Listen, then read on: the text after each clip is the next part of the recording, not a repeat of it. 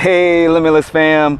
Just wanted to give a quick, midweek thought here as we're going to be approaching Acts chapter 8 this coming Sunday. And I was just thinking about our church family and the things that tie us together, what it means to live limitless, right? It's that mission that we carry to build relationships to change lives. It's the values by which we do that. The showing radical hospitality, showing disruptive generosity, showing compassion fueled by mercy. These are the things that are the markers of Limitless Church, of our Limitless Church family.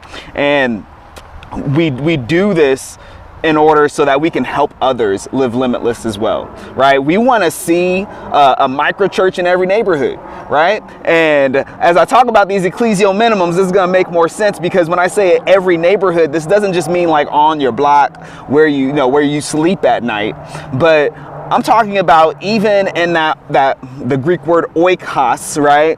And that sphere of influence, the social influence that you have at your workplace. We want to see a micro church there. We want to see a micro church at your school, right? We want to see a micro church where you go and hang out and drink your coffees.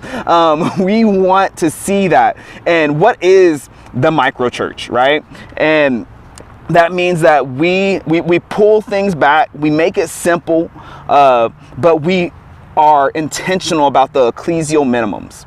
And as I was thinking about our church, and I'm thinking about everyone in it and these ecclesial minimums, I'm like, we have a great church. You guys, I love you guys so much, because I'm like, wow, you guys are doing these things. I can see you guys intentionally practicing these things, growing in these things. And the challenge is to take note of them and say, hey, where can I continue to grow even more? What area can I grow in? Because we can grow in all of them, but I want you to think like, okay, I'm strongest, I'm weakest here. Let me put some effort in this area that I'm weak. Let me be intentional about growing there for a little while, right? And so here's those areas. It's worship, right? Worship, not just by song and dance, right? But by worshiping with our whole life, right? By worshiping and living in an attitude of, this is for you, my Lord, my God, right? And then there's community.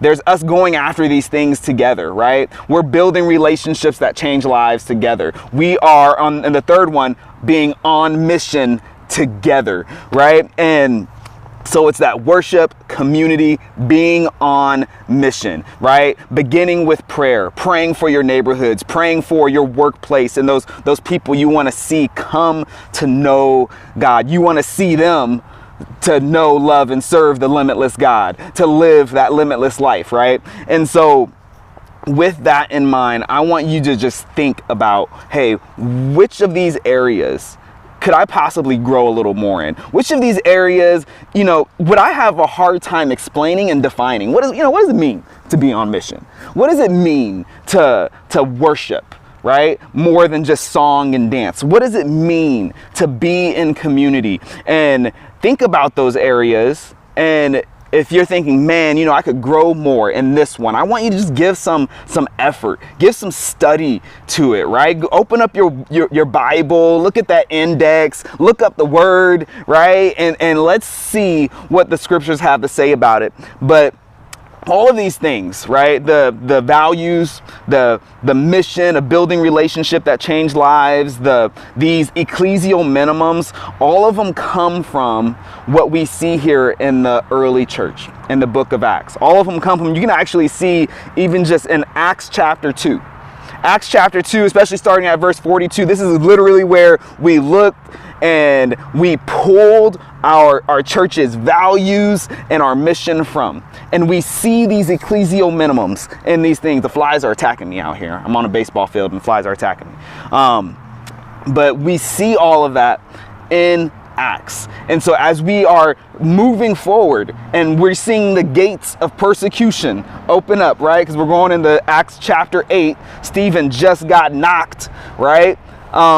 We're going to see the church continue to practice these things, even though there's disruption, even though there's things that have happened that bring grief and turmoil, that can cause confusion and questions as they even spread out and they flee in concern of their lives, they do not make these things an option. They continue to live those limitless values, right?